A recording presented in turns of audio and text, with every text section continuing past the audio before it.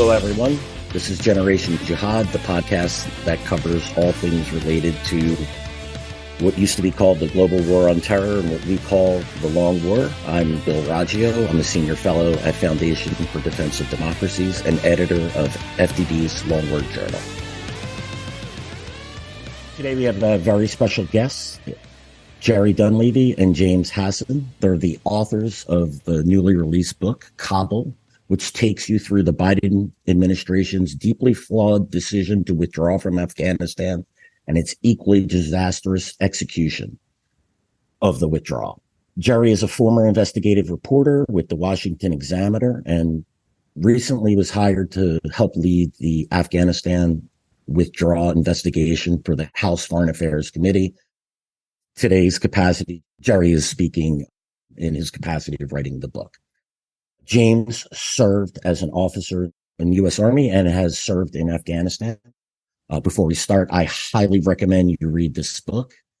Jerry, James, welcome to Generation Jihad. Thank you so much. Appreciate it.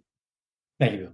Yeah, guys, thanks for taking time out of your busy schedule to join us. It's a real pleasure to get you on and to discuss this really important book. It's a tour de force on the decision to the Biden administration's decision to withdraw and how that all played out. We watched that play out on television. It was deeply frustrating to someone like me who basically saw this all coming and was powerless to stop this disaster. But before we start, Jerry, James, what drove you guys to write this book?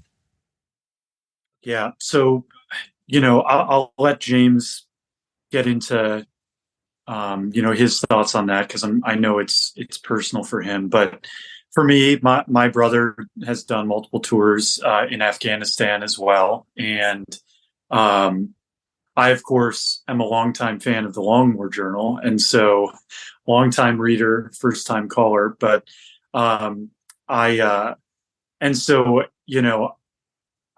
this has been an issue that's been important to me, and I also, I think, saw the writing on the wall, especially in 2021 when President Biden made his announcement to do a conditionless withdrawal of U.S. troops in rapid fashion without any plan about how to keep the Afghan military fighting, without any plan about what to do about the Americans and Afghan allies there. And so I was technically a DOJ reporter, but I sort of expanded my beat a bit in 2021, telling my editors that we had to start to write about Afghanistan because this was going to fall apart in rapid fashion. And so I wrote a lot about it. And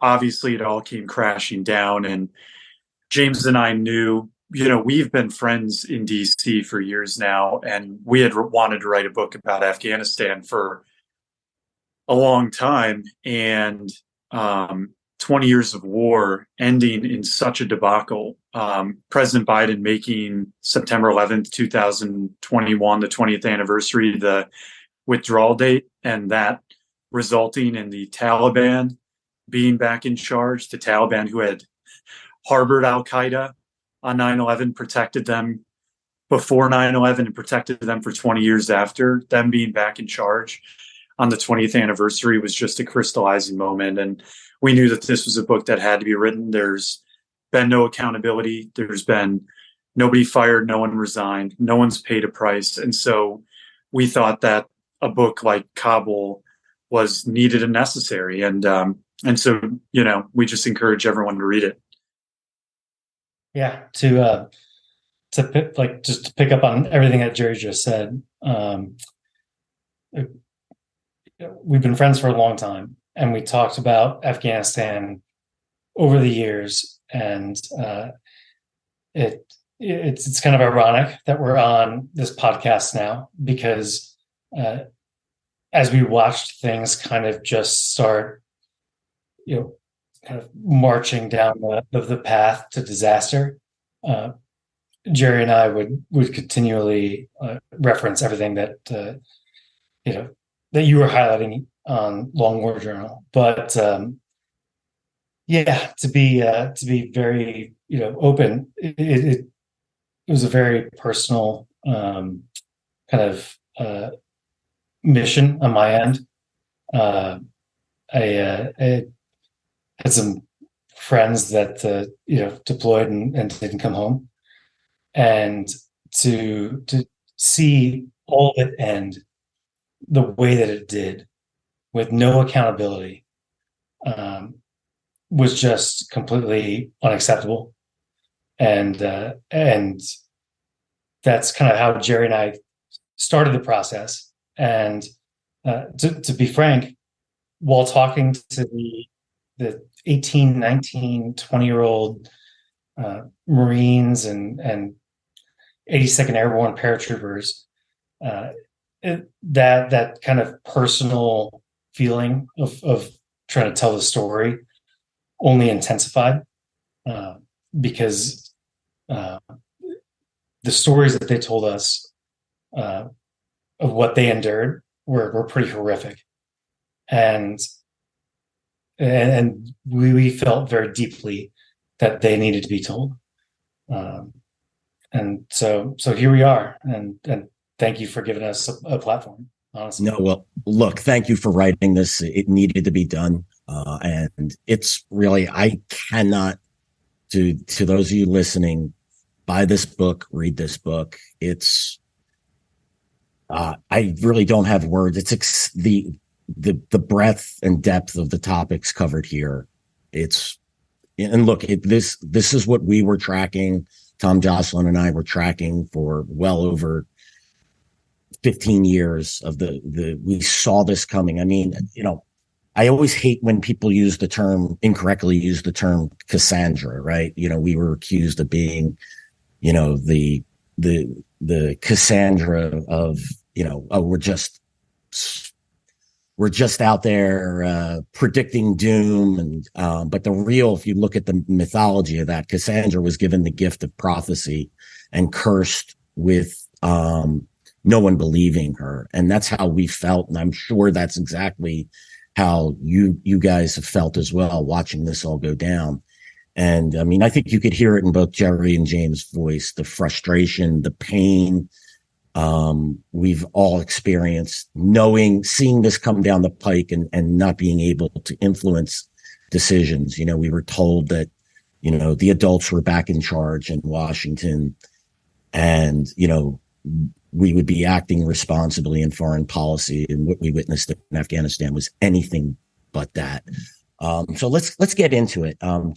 Jerry and James, they really hit many of the points we made here on Generation Jihad and more broadly at the Lone War Journal over the last 2 decades. And I think this quote, I believe it was from the foreword, sums up my views, and I'll speak for Tom Jocelyn as well here quite not nicely.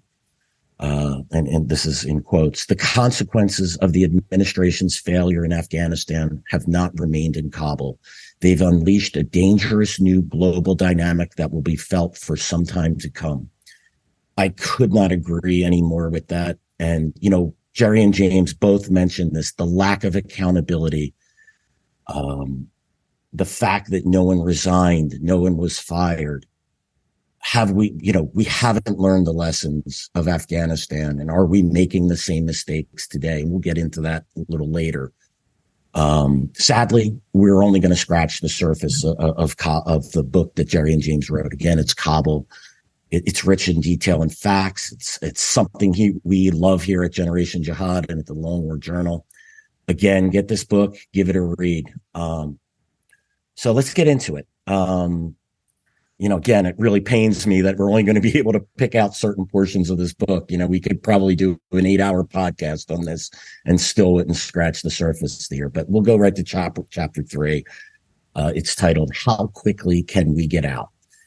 In this chapter, you lay out President Biden's thought process with respect to Afghanistan.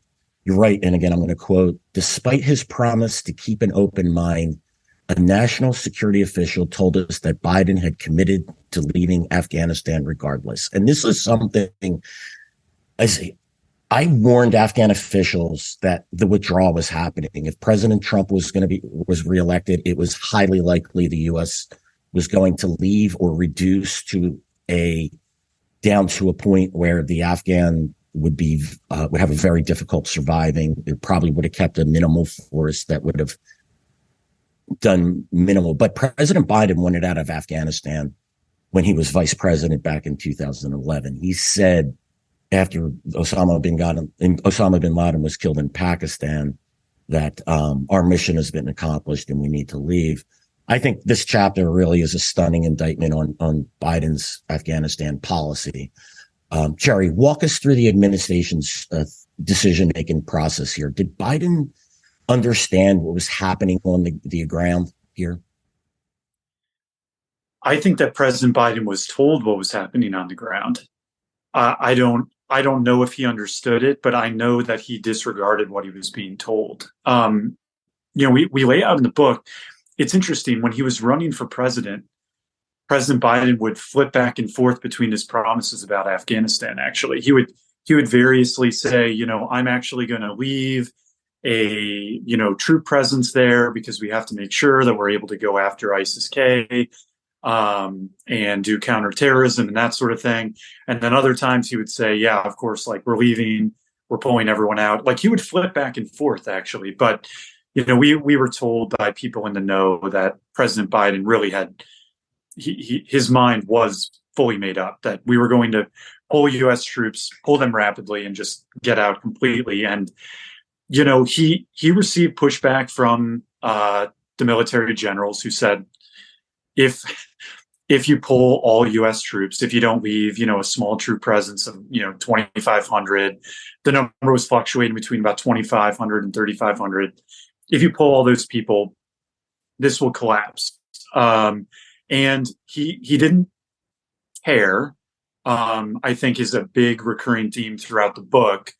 And, the Biden administration would later say, hey, look, NATO went along with us. NATO was on board. But what we actually reveal in the book is that NATO was telling the United States, we don't want to leave, at least not yet, because if the U.S. and NATO, if we all just pull out, this will fall apart and this mission will be a total failure.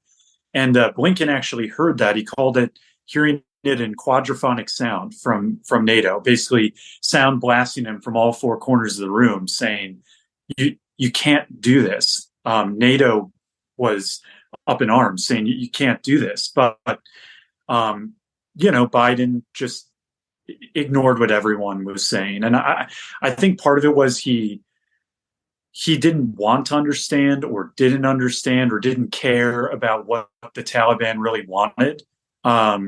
And you had people in the Biden administration, Zalmay Khalilzad and others who was a holdover from Trump, saying, well, the Taliban isn't interested in a military conquest and there's not going to be a Taliban takeover. And, the Biden administration doing these insane, peace government attempts, like telling the Afghans and the Taliban, why don't you just form a government where the Taliban will control half of it and the Afghan government will control half it. And then you guys pick a president that works for both of you. It was totally insane. And, the Taliban knew that everything that Biden was doing, from his withdrawal announcement to these peace government attempts, they knew that this meant we've won. And they were even saying it after Biden made his withdrawal announcement. They were like, this is victory. We've won. That's how the Taliban viewed it. When Biden made his announcement, the Taliban knew that they had won. That was it.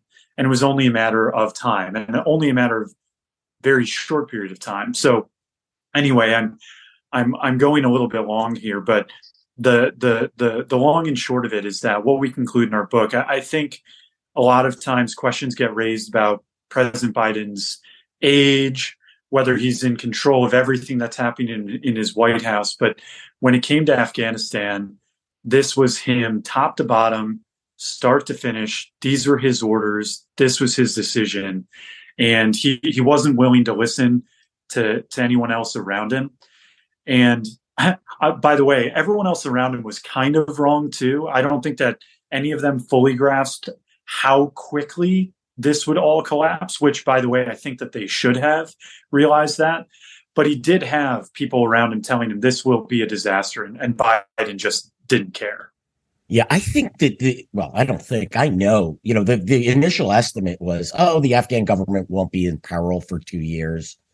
I gotta tell you, I recall as soon as the withdrawal was announced, I was on, I can't remember if it was radio or television, and I predicted that the Afghan government would collapse by the end of the summer. And I was a little bit right, a little bit wrong. They didn't make it the 5 weeks before the end of the summer. It was that obvious to me. How was it not obvious to multi-billion dollar, hundreds of billions of dollars defense and intelligence services? Yeah, I agree. There were, you mentioned Khalid. Can I add just absolutely one word there? Go for it. And this is kind of like to show you where James and I were on this is President Biden, when we closed Bagram on July 2nd, which was just sort of that was the true death knell. I mean, closing Bagram was a terrible decision for so many reasons that we can get into, we'll talk about that. That's next on the agenda. But President Biden gave remarks that I think that day, or like right after, it was about July 2nd, when he gave remarks. He was trying to tout the economy and all this different stuff. July 4th weekend, and he was getting asked about Afghanistan, and it was just like, well, I just want to talk about happy things, man. Happy things, and it's July 4th weekend. I just want to talk about happy things. July 4th anniversary, and I tweeted, I wonder if Biden's going to use this, no talking about bad things in Afghanistan excuse on big anniversaries when the Taliban is ruling Afghanistan on 9/11, which was the date that he had set for the withdrawal. So like even James and I were like predicting like the Taliban's going to be in charge. Like the date that you set for the U.S. withdrawal, for the final U.S. troops to be gone, that is when the Taliban is going to be running the country. So there you go.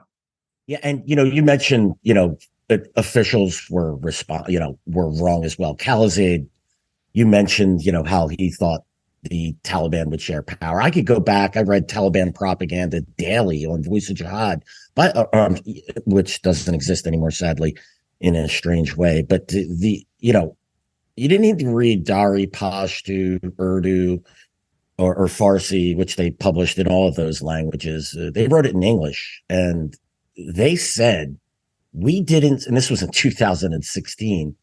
I remember writing this up, and one of their, I'll paraphrase, they basically said, we didn't sacrifice the blood of our fighters, of our leaders, to share in some silly ministerial post within the government. The Taliban was very clear, and their actions matched their words. And Khalid, he is one, he's been on my target list for this. I testified alongside Congress with him in 2016, and he was clear that Pakistan's backing of the Afghan Taliban and the Afghan Taliban al-Qaeda relationship, how strong it was, and then turned around within a year and a half after he became this is the title, the Special Representative for Afghanistan Reconciliation. And when you testify to Congress, you're under oath. How did he do a 180 and say, "Oh, Pakistan's our friend. They want peace in Afghanistan. The Taliban are breaking ties with Al Qaeda. We can trust them. They'll participate in the government." Another thing I found ironic, and I want to hear what you guys have to say, is this entire process. It was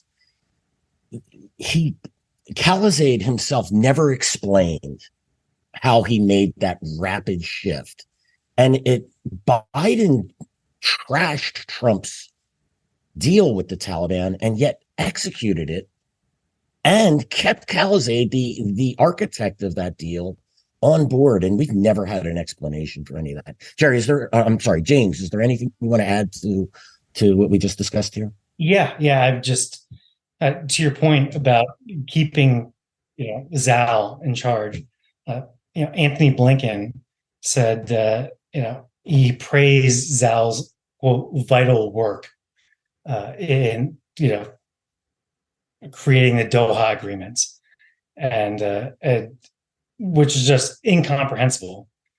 Number one, but especially when his boss was trashing that deal, that just made no sense. Well, that's the bizarre point, right? Because Joe Biden also said that, like, Doha or no Doha, I would have done this anyway, and so that's where kind of you see some dishonesty in terms of, now that everything turned out poorly, they'll say, oh well, our hands were tied. But to your point about Zal, we definitely we lay the facts out, and kind of they fall where they do. We don't try and get inside of his head, but at the same time, there were some things that people raised. People, again, as Jerry would say, were in the know, raised with us that were just absolutely bizarre and kind of incomprehensible. And one of those was a CIA, like relatively senior CIA individual who told us that Zal was asking if we could share information about our raids on Al Qaeda and ISIS with the Taliban beforehand. And he said, well, what's the harm? They're two different organizations. And the response from the professionals was, well, that's how you get dead Americans.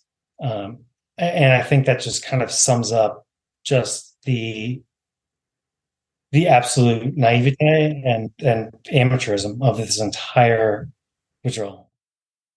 Well, you anticipated my next question there. So how did the administration assess the Taliban Al Qaeda relationship? If we can go back pre-administration, pre-Biden administration, under the Trump administration, you had former Secretary of State Mike Pompeo say that the Taliban would, quote, after the Doha agreement was signed, would, quote, destroy Al Qaeda, end quote. Like, he actually said that.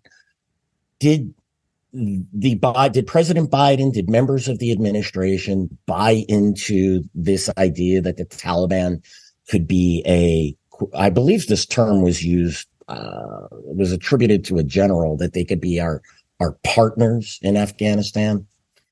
Look, the way that the Biden administration generally dealt with this was by just trying to dodge the whole issue. By essentially, President Biden would even say that Al Qaeda is gone from Afghanistan, basically just trying to ignore the problem of the Taliban and Al Qaeda relationship entirely. And this was so dishonest for so many reasons, because, well, as the Long War Journal pointed out, and as we all knew, the U.S. was still. The U.S. and Afghan forces were still killing members of Al Qaeda after the Doha agreements, before Biden's withdrawal announcement, after Biden's withdrawal announcement. Al Qaeda is obviously still in the country if you're still killing them. But the Biden administration just tried to dodge this. And the problem with that is that the alliance between the Taliban and Al Qaeda never broke. And frankly, the Taliban were willing to spend 2 decades out in the hinterlands rather than break that alliance. They were willing to spend 20 years out in the cold and out of power rather than break the alliance that they had with Al Qaeda. The other issue with this is that I think that it is fair to say that before 9/11, there was a big distinction between the Taliban and Al Qaeda. But as the 20 years of war progressed, the Taliban integrated not just like Al Qaeda tactics and suicide bombing and that sort of thing, but they integrated Al Qaeda fighters, and Taliban members joined Al Qaeda as well. And right now in the Taliban government, you have members of the Taliban government that are also essentially members of Al-Qaeda as well. And that's to say nothing of Sirajuddin Haqqani, who, when Biden made his announcement, was the head of the Haqqani network, was a very top leader of the Taliban, and now today is one of the most powerful members of the Taliban government. And by a lot of very smart national security people, I mean, he's considered to be a member of Al-Qaeda himself. And so this fiction of Al-Qaeda somehow being gone, or the Taliban's going to help us with Al-Qaeda, I mean, in some ways, members of the Taliban are also members of Al-Qaeda, and that's including members of the Taliban that are now running the country. Yeah, I mean, go just jump in, like, go figure that Sirajuddin was hosting Ayman al-Zawahiri, right? You know, it's insane. Yeah, I mean, look, I'm sure everyone listening knows Sirajuddin Haqqani, one of two deputy emirs of the Taliban. His father, Jalaluddin Haqqani, sheltered Al-Qaeda as they fled Afghanistan. He's also the Interior Ministry in the Taliban's government. People try to make a distinction. Well, the Haqqanis aren't Taliban, except the Taliban themselves denied this. Always said, and the Haqqanis always said they were one and the same.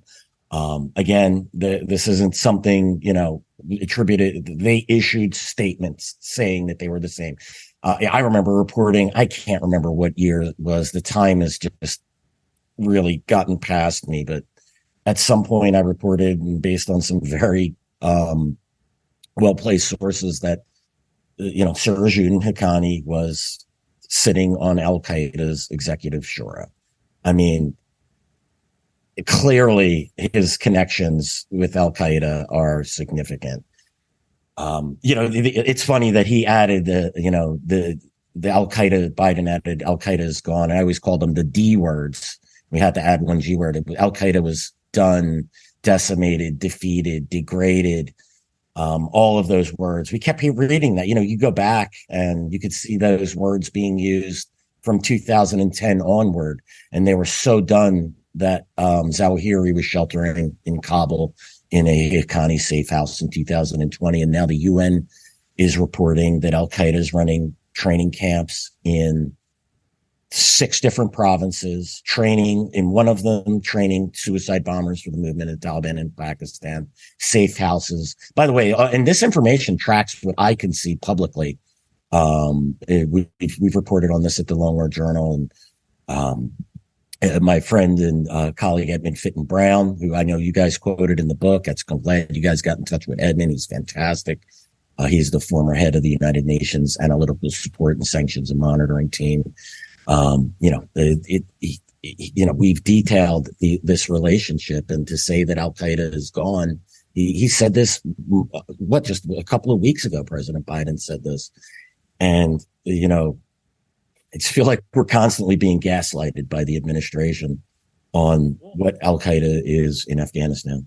And you brought up the Haqqanis thing, and I guess we can just jump around here maybe a little bit, but, the Biden administration, another lie that they were telling, besides this lie about Al-Qaeda being gone, was they were trying to make this distinction that you mentioned between the Haqqanis and the Taliban. Because when the United States was reduced to just controlling an airport, with the Taliban controlling the entire country in August 2021, we're trying to do an evacuation, and we're relying on the Taliban to provide security at the airport.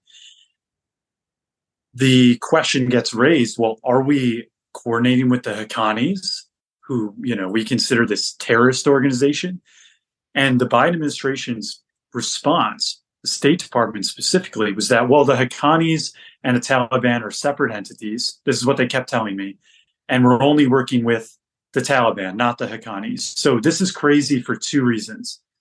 The first is to try to make this distinction is completely insane, because the Taliban and the Haqqanis, although, we can talk as much as we want about, some of the differences and that sort of thing, but the Haqqanis are clearly part of the Taliban. They were key parts of the Taliban's conquering of Afghanistan, and now they're key members of the Taliban government. So this is an insane distinction to make. But on top of it, we weren't just working with the non-Haqqani Taliban. The Haqqanis themselves were the ones who were in charge of airport security. And we detail this deeply in Kabul, that the Haqqanis controlled everything surrounding the airport. One member of the Haqqani network, one Haqqani leader, said that the first thing that we did when we showed up is we surrounded the airport with 1,000 suicide bombers. The Badri 313 were kitted out in American uniforms patrolling the Kabul airport. So this idea of distinguishing between the Haqqanis and the Taliban was ridiculous. But on top of it, it was the Haqqanis who were making decisions about who gets into the airport and who doesn't. That they were the power players at Kabul airport, and that is who we were relying on, not just to get Americans and Afghan allies out, but also relying on to make sure that ISIS-K didn't hit us. And of course, ISIS-K did. Yeah, just to really quickly just to add on to that, from talking to the men and women on the ground, and also some of the kind of more senior leaders, the Badri 313 that were outside of Abbey Gate were by far the most aggressive out of all of the Taliban units, that were, quote unquote, pulling out our security, I guess, if you will. And they seemed, based on what, the guys on the ground told us, they seemed to really relish in the fact that they could, execute Afghan allies in full sight of American Marines and troops, kind of with impunity. And these were the businesslike and professional Taliban that the Biden administration kept referring to. And it was largely the Haqqanis running the show. And the Taliban at Kabul airport they would turn Americans away. They would sometimes beat Americans. They were turning our Afghan allies away, beating Afghans, and like James said, even executing Afghans in sight of the Marine snipers in the tower. So this is who we were relying on. And I think that's why the Biden administration was trying to muddy the waters here, calling them businesslike and professional, trying to deny that we had any interactions with the Haqqanis, when just none of that was true. We were relying on the Haqqani Taliban at the end of a 20-year war, the Haqqanis who had, with the help of al-Qaeda, perfected suicide attacks and had used it effectively against Americans and the Afghan government for years. Suicide attacks and IEDs. And this was a hallmark of al-Qaeda and was adopted effectively by the Haqqanis. And then that's who we were relying on at the end of our 20-year war. And so, that's just one more way that the Biden administration, even into the final days of all of this, was just lying to the American people about what was happening in Afghanistan. Yeah, the Badri 313 is what the Taliban, one of the units the Taliban described as their special forces. Look, I've watched video after video of them in their training camps. These are, as you noted, they had suicide teams. This is about the worst of the worst. There's other Taliban factions that also conducted suicide operations and ran camps. But, the Haqqanis were certainly at the forefront of this. And for the administration to tell us that there was a difference between the Haqqanis and the Taliban, absolutely insane. And just one more tidbit on the Haqqani relationship with the Taliban. When the Taliban played Weekend at Bernie's with Mullah Omar's corpse back from 2013 to 2015, Mullah Omar died in 2013. The Taliban pretended he was alive until they were called out on it. This was the one point where the Taliban were disintegrating. Mullah Yaqub and his uncle. Mullah Yaqub is, of course, the son of Mullah Omar. They left the Taliban as well as other prominent Taliban factions. Who put the band back together? It was the Haqqanis. Sirajuddin and his father, Jalaluddin Haqqani, played an instrumental role in reassembling the Taliban, and they were rewarded for it. That's how influential they are within the Taliban as kingmakers and peacemakers. And to pretend that the Haqqanis weren't part of the Taliban, it's absolute madness. All right, well, we're going to move on to the Bagram chapter. Again, this is Generation Jihad. I'm Bill Raggio, and today we're joined by Jerry Dunleavy and James Hasson. They're the authors of the must-read book, Kabul. Go out and get a copy, folks. It's a great read. You might need to buy a bottle of liquor to help you get through it, because it's both fascinating and depressing at the same time. I just can't recommend it enough. And I'll admit something here.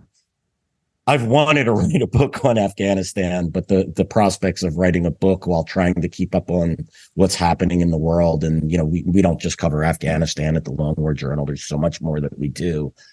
It's terrifying to me. So the fact that Jerry and James did the work for me, thanks, guys. Can't thank you enough. It really is a well-detailed book, and again, you should go out and buy it.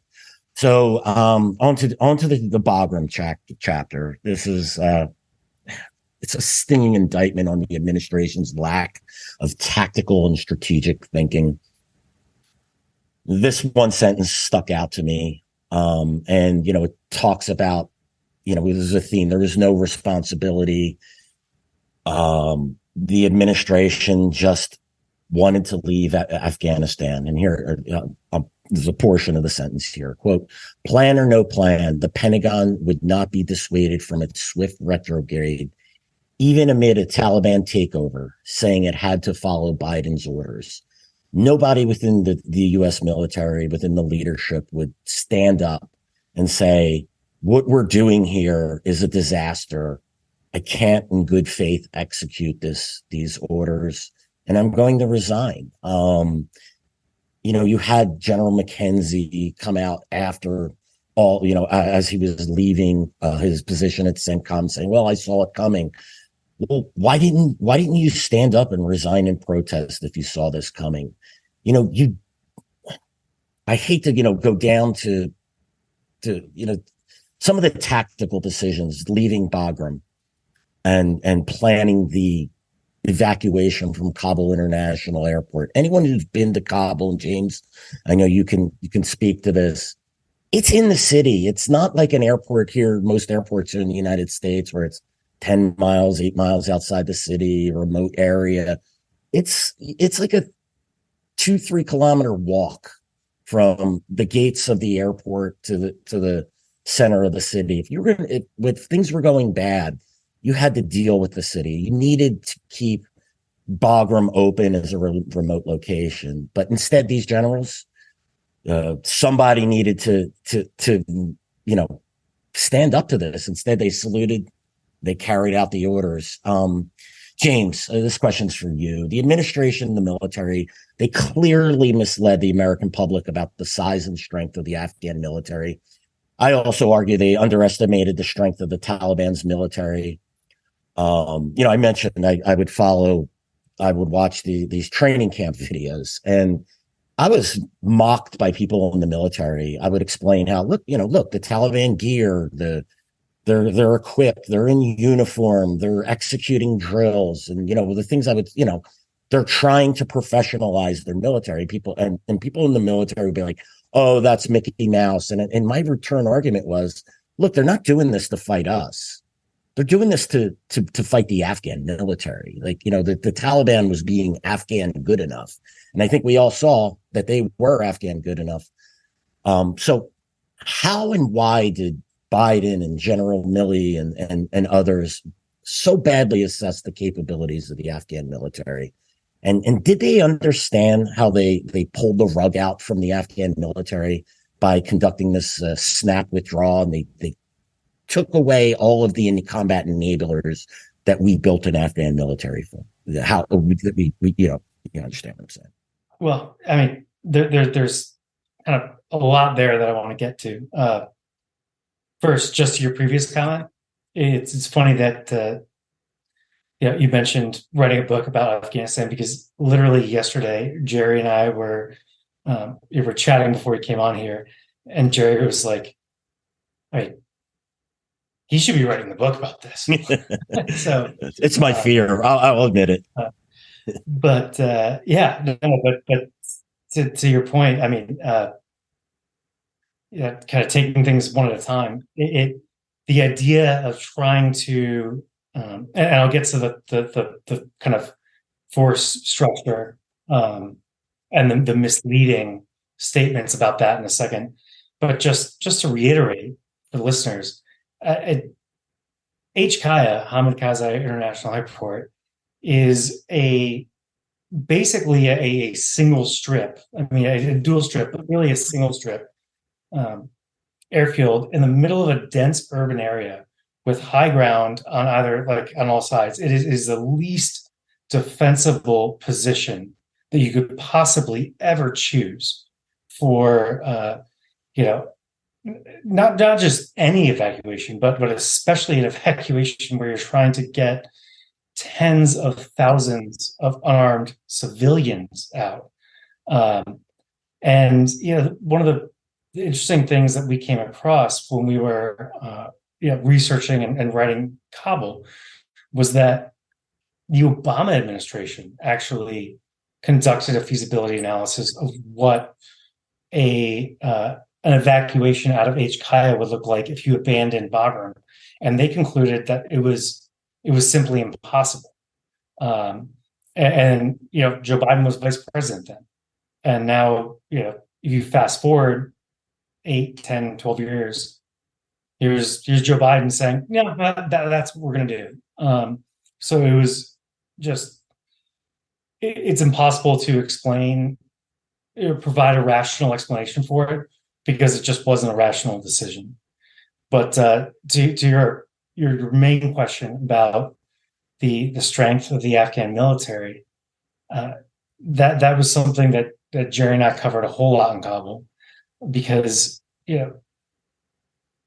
completely down the line from President Biden, when he was giving his speech in April of 2021, saying they're as equipped and strong as any military there is, they're 300,000 strong, to General Milley saying that to Congress.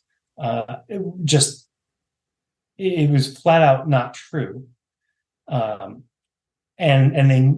they knew it wasn't true because we are aware of studies that the military, the Pentagon, commissioned a few years prior to the withdrawal that said exactly that they weren't at that manpower and nowhere close to it. But the way that they goosed those numbers was, first of all, they counted the Afghan border police and the Afghan local police, and having dealt with both of those outfits, I can tell you they are not anywhere close to military level.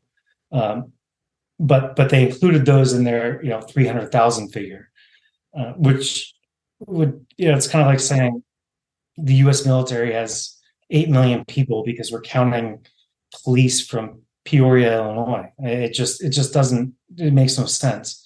But then secondly, there was this whole widely known issue of ghost units, where there were entire units, battalions specifically, that existed on paper and nowhere else, so that certain Afghan battalion commanders or division commanders or what have you could just pocket the salaries for it.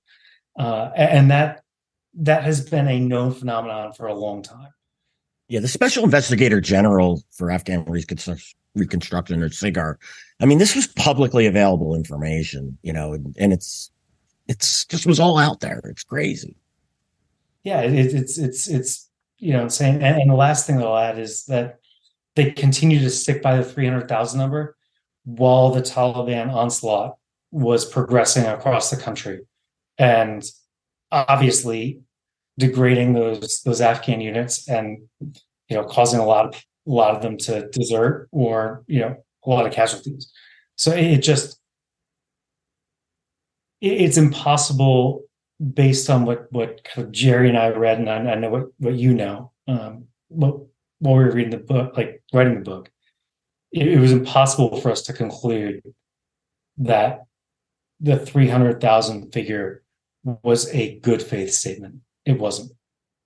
And all that I would add to that is the reason why we spend so much time in the book on this 300,000 figure lie is that this is another lie that the Biden administration was trying to sell to sort of explain why what we were doing was some sort of good idea. Like, how could a 300,000 strong army that's Biden would say is like bigger than NATO armies and all this different stuff, they can't lose to the Taliban? And it's like, it's just not true though, right? And on top of this number being wrong for all of the reasons that James just explained so eloquently, but we also pulled everything that the Afghan military needed to have some sort of chance to continue fighting, because the U.S. military retrograde meant pulling U.S. contractors, U.S. logistics, U.S. advisors, U.S. ISR, all of the things that, by the way, the United States had designed the Afghan military around. And so, one person compared it to basically just pulling pieces out of the Jenga pile haphazardly until it fell, right? And this was another thing that was just known. I mean, everybody knew that this is how we had built the Afghan military to function, and that if you immediately pulled all of the things that they were designed around, they would fail. And it was already, obviously a very shaky Afghan military, to say the least. And then you pull everything that they need to fight, but then you also just tell the American people some wild inflated number. It's clear that the Biden administration was just lying about this because they wanted to sugarcoat what they had done. And I'm not sure why they thought that this lie would work. Well, maybe it did, right? Because no one's been held accountable. But it was a crazy lie, one of many. One of many, indeed. And, look, I think this all stems, once the decision was made to withdraw, and it was made back under the Obama administration, the Trump administration sought to withdraw from Afghanistan. Once the policy, and this is what I find in my years of working in Washington, fortunately not living in Washington, D.C., is that what often happens in situations like these is policy trumps the facts. So the desired policy is, let's leave Afghanistan. Well, how can we? So, okay, fine. So we're going to leave Afghanistan. There's a whole other second and third order problems that arise from this, like the U.S. military thinking about leaving as opposed to actually accomplishing a mission there. But how do we leave Afghanistan? Well, we can't leave Afghanistan if the Taliban and Al Qaeda relationship is still strong. So we'll manipulate the facts to say that they're not strong. We can't leave Afghanistan if the Taliban is going to overrun the Afghan military as we're walking out the door. So we'll tell ourselves that the Afghan military is strong. We can't leave Afghanistan if the Taliban isn't going to cooperate with the Afghan government and form an inclusive government. So we'll just pretend that they're doing. And this, I could go on and on. The Taliban can't be extreme. They have to be moderate. So we'll pretend the Taliban's moderate, even though all the facts tell us something quite different. And I think that's a lot of what we experienced here. I think this administration thought, look, I go back to that, there was an estimate that, and we watched it change as things developed. 2 years that the Afghan government has. Then it became 1 year, and then it became 6 months, and then it became 3 months. And then it was a 1 month, and then it was weeks, right? As it became obvious what was happening. I think this administration thought they had a decent, Vietnam, decent interval that they could walk out of Afghanistan. Something would be left. And then, if it all collapsed, they could just blame the Afghan, which Biden, by the way, did, which was one of the most disgraceful, probably it was the only time I was ever ashamed to be an American, when he stood up there and said the Afghan military wouldn't fight when 60, 70,000 Afghan soldiers and police died, and how many tens of thousands were wounded horrifically. It was, these are the lies that were told in order for us to get out of Afghanistan. So, yeah. And just to your point, I'll let Jerry kind of fill in specifics on this. But everything you just said is entirely correct. And the only people that have had a more professional assessment were some of the intelligence agencies who war gamed out what things would look like in different scenarios. And for them, that the handwriting was on the wall, just explicitly. And so I'll kick that one to Jerry in a second. But to the rest of everything that you just said, that's exactly it. It was top down. It was, we're going to make a decision about what the end state is going to be, which is we're getting out of Afghanistan, and everything else will follow from that. And one example that I could just think off the top of my head from Kabul is the acting ambassador, the charge d'affaires, probably pronouncing that correctly. Right. You would say, we're keeping an embassy here, even if, the Taliban takes over, and military officials basically were like, what are you, and the answer was, that's what the president wants. So I'm maniacal about doing that. And that just in a nutshell kind of encapsulates this whole magical thinking aspect of all of it. But I'll kick it to Jerry for the specifics about. And Jerry, before you jump, we call this wish casting. They wish that they could keep an embassy. We wish the Taliban would join an inclusive government. We wish, what you wish for and what actually happens. Those are two different things. It is completely wishful thinking. And by the way, so, we later heard that, generals testifying that some of the predictions were, maybe the Afghan government will last until September, October, November. This is what we ended up hearing.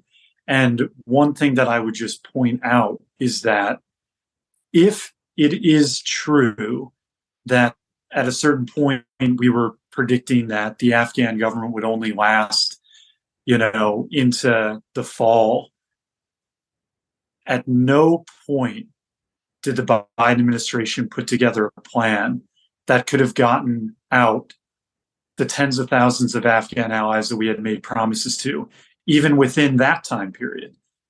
And there was no plan put in place that would have been able to get Americans out within that time period either.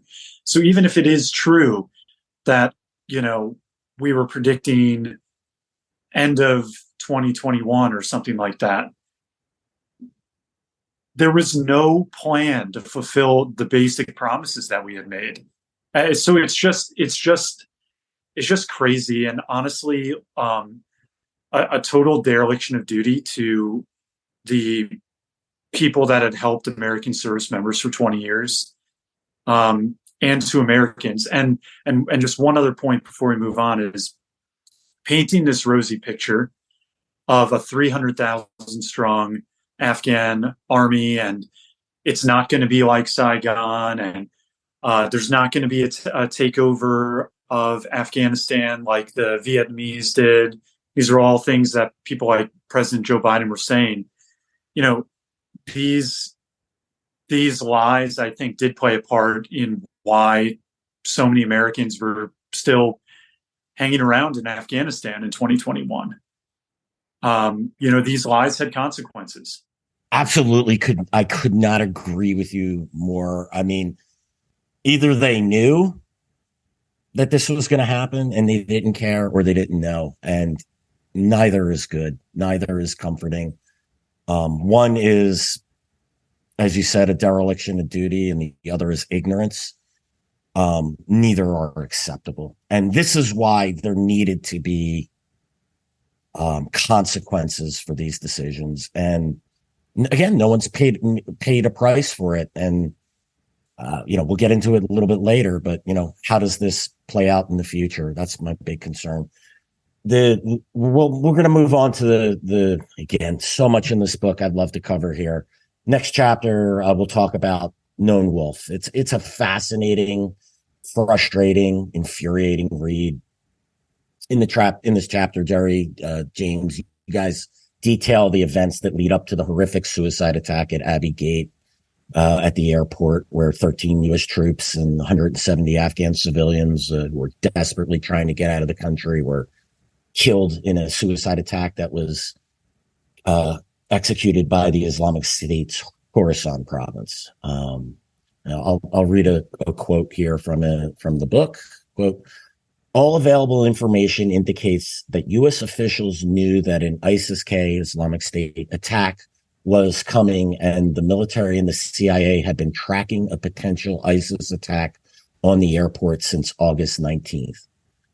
End quote. There's a ton to unpack here. This chapter is just, again, I'm not sure if it's more fascinating, frustrating, or infuriating, or all of those things equally. But what interests me most here is the fact that the Taliban, we know, as we talked about earlier, Badri 313, which is of course the Haqqani's special forces unit, was providing security, and we put that word in quotes, for the airport. The Biden administration claims that there's no evidence of collusion between the Taliban and the Islamic State, which executed that attack. And you discussed the possibility, and used these two words in quote, tactical accommodation between the Taliban and the Islamic State. Was something I suspected immediately after it was executed.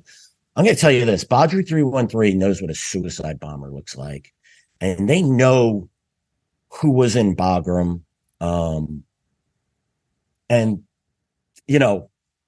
You guys get into detail. Tell us more about this. I'm not sure who wants to take this first. James, Jerry. I'll kick it to Jerry for a second, and I can follow up after. Yeah. So, one of the things that we make the point in our book about is that I think that it's just a fact that the attack at Abbey Gate did not have to happen.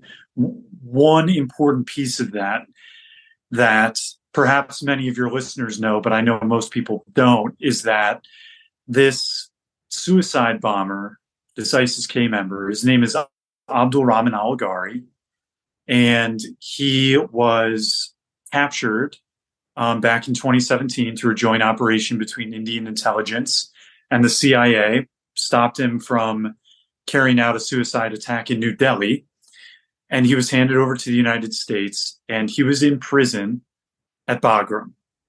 And he was in prison at Bagram in early July 2021 when the U.S. abandoned Bagram, and he was still in prison until the Taliban took Bagram. And the first thing that the Taliban did when they took Bagram was they opened the doors to the prisons at Bagram. And the Taliban knew that there were thousands of members of ISIS-K behind bars there, as well as dozens of members of Al-Qaeda and thousands of Taliban fighters as well. And they opened the doors and let those terrorists out. And among them was Abdul Rahman al-Ghari, who ended up then just about a week and a half later killing 13 Americans at Abbey Gate. And so, this is the business-like and professional Taliban that we relied on for security. But their first act was to let all these ISIS-K fighters out. And President Biden throughout that August timeframe, while we're relying on the Taliban for security, would continually talk about how the Taliban and ISIS-K are mortal enemies, with the implication being that, we can count on the Taliban to stop ISIS-K from hitting us because they're mortal enemies with each other. And there is a lot of truth, actually, to them being enemies. They fight each other in Afghanistan quite a bit, but they, one, had a bigger enemy in front of them, which was the retreating American military and fleeing American citizens. And two, the Taliban and ISIS-K, specifically the Haqqani Taliban and ISIS-K, actually had a years-long history in Afghanistan of collaborating on attacks, especially in Kabul, where the Haqqanis would facilitate ISIS-K in conducting some of these more egregious suicide-style attacks that would, target Americans, target the Afghan government, and target Afghan civilians in real dramatic fashion, where the Haqqanis were more than willing to help facilitate ISIS-K carrying out these attacks and let ISIS-K claim credit for them, because there's some things that the Taliban didn't really want to bear responsibility for. And so there's a history of that. The Haqqani Taliban also helped cultivate ISIS-K in Afghanistan as it was getting its start, and Sirajuddin Haqqani himself played a role in that. On top of that, the leader of ISIS-K at the time of the Abbey Gate attack, Ghaffari, also known as al-Muhajir, he himself had been a former mid-level Haqqani commander before joining ISIS-K, and had very close relationships with other members of the Haqqani Taliban who were part of those Kabul attack networks striking the U.S. and the Afghan government. And two of those former compatriots at the head of ISIS-K are currently high-level members of the Taliban government. One of them is the deputy leader of the Taliban's intelligence, and the other is the governor of Kabul province now. And so all of these things put together, and you have a much more complicated picture of what was going on when we were relying on the Haqqanis to provide security to defend us against an ISIS-K attack. Because, yes, they're enemies, the Taliban and ISIS-K, but they also work together because it's Afghanistan and things are more complicated than just these two guys don't like each other, so we can count on one to fight the other. It's not like that. And we, I think, make a very strong case that at the very least, collusion was a possibility, if not a likelihood, for that attack. Collusion specifically between the Haqqanis, who were in charge of security at Kabul airport, and ISIS-K, thousands of whom the Taliban had just freed from Bagram. I mean, it was the ultimate, if true, right? It's the ultimate plausible deniability for the Taliban to humiliate the United States as it's on its way out the door. Sorry, I didn't mean to cut you there, James. Yeah, no. I was just kind of exactly to your point. One of the individuals that we quote in Kabul is the Tajik American interpreter who served for almost throughout the entire and he was talking to the Pentagon investigators, and they were asking him afterwards during the Abbey Gate investigation, what do you think about all of this? And this is someone who, by the way, passes as Pashto also. So basically was able to just completely kind of integrate into all, different factions of Afghan society. But more to the point, what he said was, he said, these are the Haqqanis outside this gate, and they're young, they're aggressive, they really hate America, and they have no desire to be told what to do by Taliban Inc., if that's what you're going to call it, kind of the Kandahar Taliban type of leadership. And what he told investigators was that, from his perspective, it was virtually inconceivable that someone could get through, get past those types of fighters who are trained to recognize and wear and use suicide vests without there being any, without anyone kind of raising an eyebrow. But also, he kind of just pointed out that there was,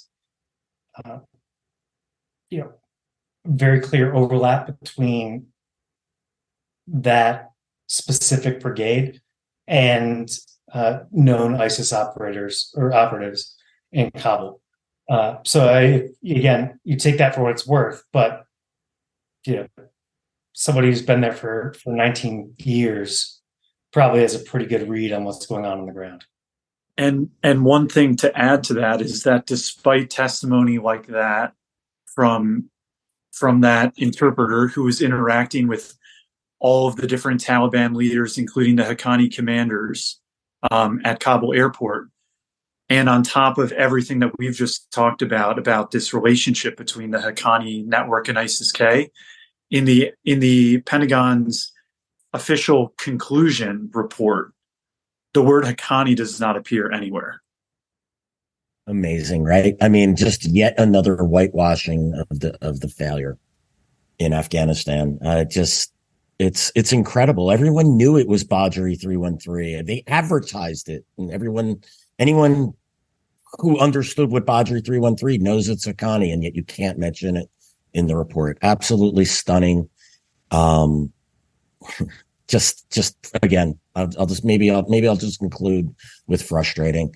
Again, this is Generation Jihad. I'm Bill Raggio, and our guests today, Jerry Dunleavy and James Hasson, authors of the must-read book Kabul, which details the disastrous decision to withdraw from Afghanistan and the aftermath. Our last topic we'll touch on your chapter From Kabul to Kiev. This really does touch on some ideas that have concerned me since the U.S. withdrawal. And the fact that, again, there's been no accountability. I don't believe there's been any lessons learned from this. It was very clear to me at the time and afterwards that the Russians were emboldened to invade Ukraine after they witnessed the failure of U.S. policy in Afghanistan. So has the Biden administration learned any lessons from Afghanistan? Has the administration made some of the same mistakes that it made in Afghanistan? Is it making them today in Ukraine? Mistakes like wish casting, overestimating the strength of our allies and underestimating the strength of our enemies, et cetera, et cetera. Is this happening today in Ukraine, do you think? Yeah. I'll kick this to Jerry in a second, but my first thought when you asked that question was, no, they didn't learn anything. And what I mean by that is that, they basically made the same mistake, in kind of like an inverse way. And what I mean by that is that, in Afghanistan, they underestimated the Taliban, and they overestimated, to the extent they're being honest, overestimated the strength of the Afghan military. And, and because of that, we had all kinds of equipment left behind, everything that everyone knows about. I'm sure if you're a listener of this podcast. But then Ukraine, they did the exact opposite. They kind of just flipped it around and said, okay, we quote unquote learned our lesson. And they underestimated the strength of the Ukrainian military, and they overestimated the strength of the Russian military. And for that reason, didn't provide a lot of arms up front because they thought they were going to get confiscated. But Jerry, I know you look like you have the face on, like you're about to jump in. So go for it. Well, look, I mean, I think we make a very strong case in the book that the way that the U.S. and NATO clearly looked like they were in a total shambles at the end of the Afghanistan evacuation. I mean, 20 years of war, and the Taliban is back in charge. Americans are left behind, tens of thousands of Afghans left behind. The U.S. and NATO looking weak, and Vladimir Putin has wanted to do a full-scale invasion of Ukraine for a long time. But it's pretty clear that this was the final push that he needed. He saw this as, this is probably about as good of a moment as I'm ever going to get to do this, right? And so he did it. And at the start of the war, first there was no real attempt to deter Putin from doing this. We saw this with President Biden refusing to enforce the Nord Stream 2 sanctions, all of this stuff. And Putin actually did sort of, it almost looked like a test run at the start of Biden's presidency. Started this massive buildup actually right around the time that President Biden was making his withdrawal decision from Afghanistan. And the Russians eventually pulled back, but they had been building up tens and tens of thousands of troops on the Ukraine border. But Afghanistan happens, and that Russian military buildup begins again immediately. And so we make a very strong case that the disaster in Afghanistan was likely the final push that Putin needed to do this. And at the start of the war, the United States was encouraging Zelensky to do what we, of course, condemned Ghani for doing, which was to flee the country. The Biden administration did nothing in the lead up to the war to deter Russia or to start to get the Ukrainians the weapons that they might need to repel an invasion. But Ukraine was, despite predictions from people like General Milley, who thought that the Russians would take Ukraine in a week, Ukraine repelled the initial invasion. Of course, the question now is, because of the slow way and the lack of deterrence, first off, the lack of deterrence allowing this war to happen, and then the slow U.S. response, now the question is whether Ukraine is going to be able to continue to survive a sort of meat grinder style war against the Russians. And that's something that remains to be seen. But we make a very strong case that the total lack of deterrence by the Biden administration, combined with the disaster in Afghanistan, is likely what led to Putin finally making this decision to launch, this deadly and destructive war in Europe. Yeah, and I agree, right? We underestimated the strength of the Ukrainians and overestimated the strength of the Russians at the outset. And I'm wondering, then we armed the Ukrainians, built brigades, trained them quickly. Are we now making the inverse mistake? We encouraged an offensive that the Ukrainians are now, look, there's still an opportunity for them to break through. I think as each day goes on, it's getting more and more difficult for them. I think, you're starting to see the press wake up to this fact. You're starting to see U.S. officials question whether the Ukrainians, did we overestimate with the Ukrainians' success last year in Kherson and in Kharkiv with pushing back the Russians? Did we now overestimate the strength of the Ukrainians and provide them with all these weapons and encourage an offensive that they might not be able to sustain? And we still hear that the Russian military is demoralized, it's broken, it doesn't have, and yet what we're seeing now is a stalemate. So and that's, I think that to me could be even a bigger mistake than underestimating it at the outset, because we might be, this could have been the Ukrainians' only shot. Should they have prepared for a defense as opposed to go on the offense and grind down their military? I mean, look, we're going to find out the answer to these questions in the next couple of months, but we may have, and again, this is way off topic for Generation Jihad, but we could have set the Ukrainians up for a major mistake or major failure in its ability to regain its territory by encouraging an offensive that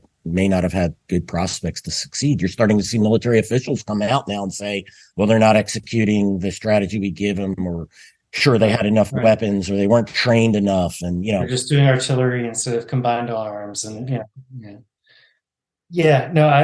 think it's actually a really, really good question. It's one I've kind of been thinking about a little bit recently, because I think there's a natural tendency and a good-hearted tendency in some ways to want to kind of root for the best, and they overcame insane odds, outside of Kyiv, and in even just holding out Mariupol. But at the same time, I think there is something to what you're getting at, in that the Russians could have a lot of their best fighters still out, but that's kind of not what the Russian military is based off of. It's an artillery based, it's a landmine based, it's kind of more of a physical structure based type of outfit, and that really doesn't work to your advantage when you're trying to attack entrenched Russian positions. Right. But I'm seeing the Russians learn lessons. I mean, that's the thing. They're adapting. It's a Russian way of war, sucking at the beginning and learning the lessons. And no, I'm not saying that they could go on the offense. I don't think that's likely, but it looks like they might be able to hold what they got, and that would be a serious problem for the Ukrainians, because they sold this as a retaking, and Biden administration and the West has made this a ride or die situation, an existential threat. And what happens to support here in the United States and Europe if this doesn't succeed? Yeah, and that kind of gets to the next thing I was just going to say, is that the part that concerns me a little bit is that there's a little bit of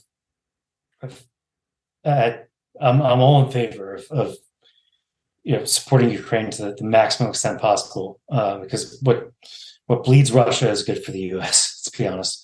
But there's a little bit of like a fever in terms of, well, if they ask for it, they say they need it, we have to give it to them. And my concern is that we're drawing pretty low on some of our own stocks, especially when it comes to 155s, especially when it comes to mortars and some of those other munitions that can't be just recreated overnight. We're depleting our stockpiles, not restocking, and we don't have enough production to both support the Ukrainians, and we're not making enough. And these are, what happens if there's a war? What if China decides to invade Taiwan? Yeah, I mean, where are we there? If I was China, I would want to just prolong this as long as possible. Bleed everything out of the stocks as much as you can. So there's not a whole lot to give to Taiwan when the time comes. Well, and for me, I think that this all points to a theme that is in the final two chapters of our book about the importance of deterrence, the importance of deterring a war from happening to begin with. And, the Russia and China chapters in our book that close it out, I think, are connected for sure, because Putin, I believe, decided to invade Ukraine finally because of this assessment that he made about the United States and NATO and how we've looked after the debacle in Afghanistan. And whether his assessment was right or not almost becomes beside the point once he launches that invasion. And China has been key for Russia being able to conduct this war. And we talk about sort of what we call the Dragon Bear Alliance in the book, right? This military alliance, and I believe that it is an alliance between the Russians and the Chinese now. And so you have China backing Russia in this war, even if it pretends like it's not. And this war on the European continent is killing tens of thousands of Ukrainians and is depleting U.S. stocks as Putin tries to conquer a country. And at the same time, China is itself preparing for a war with Taiwan. And we have an entire chapter in the book called The CCP and the Kabul Moment. And this is kind of how China responded to the debacle in Afghanistan, is they call it the Kabul Moment. So as the Taliban is taking over Afghanistan in the summer of 2021, China clearly saw where this was going and was getting very close to the Taliban. And once the Taliban took Kabul, Chinese government, Chinese state media was just ecstatic about this. Huge propaganda win for China and the Chinese. So they call it the Kabul Moment. And basically what China says is they direct this propaganda directly at Taiwan. And they say, look, look at Afghanistan right now. The Taliban is back in charge. The Taliban won. Look at all the tens of thousands of Afghan allies that the United States left behind. This is the fate that awaits you if you try to fight. This is what an alliance with the United States is worth. Nothing, right? This is the Chinese propaganda. And as James and I wrote the book, and we're like, this is a great title for this chapter, but I wonder how long is China going to continue to use this Kabul Moment mantra, right? Well, here we go, the second anniversary of the Taliban taking Kabul, and the Chinese Foreign Ministry is right back to it, talking about the Kabul Moment, right? This is what America is like. This is what an alliance with America is worth, and watch out Taiwan. And so all of this is ultimately connected because Biden failed in Afghanistan and 13 Americans were killed. The Taliban took over again. Our allies were abandoned. Americans were abandoned. Biden failed to deter Russia's invasion of Ukraine. He had a year to try to deter this invasion, and he did nothing to deter it. The debacle in Afghanistan helped encourage Russia to invade. You have China now backing this Russian invasion because I think China thinks it is very helpful for their purposes to have the world focused on this brutal Russian invasion of Ukraine while China gets ready to invade Taiwan. And oh, by the way, the debacle in Afghanistan is good propaganda to try to break up this friendship and this alliance between the U.S. and Taiwan as we try to get Taiwan to get more serious about its own defenses to protect against a Chinese invasion. So, this has just been a debacle from start to finish. And, I hope that everybody reads it because you can see how one thing leads to another and how one bad decision cascades into bigger and bigger disasters. James, any final thoughts? I feel like we've taken up a whole lot of your time, but no, absolutely not. It's my pleasure. No, well, then you know what? I'm going to take up one more minute of your time. But all I will say is that this was definitely like a passion project for both of us. I call it a bizarre labor of love. So that's, what's funny is I was about to call it a labor of love. Yeah. It's a bizarre one though. Trust me. Yeah, no kidding. Right. But we both take it very personally, and we did our best to just tell the stories, not only the kind of the foreign policy background, but also of, through the lens of the 18, 19, 20-year-old soldier or Marine at the gates. And we just encourage everyone and ask everyone to pick up a copy and give it a read. James, Jerry, thank you so much for joining us today on Generation Jihad. It was a real pleasure. Everyone, again, I can't encourage you enough. Buy Kabul. And buy your bottle of favorite liquor. You're gonna need it. I wish I had one when I started. Certainly got there when I finished. But yeah, real pleasure to have you guys on. I wish you the best of luck with your book. Keep in touch, and everyone, thanks again for joining us for today's episode of Generation Jihad. Reminder, you can find us on YouTube, Apple, Spotify, and anywhere else you listen to podcasts. Make sure you subscribe and leave us a review, preferably a positive one, but only if we earned it. Thanks again, and we'll see you all again soon.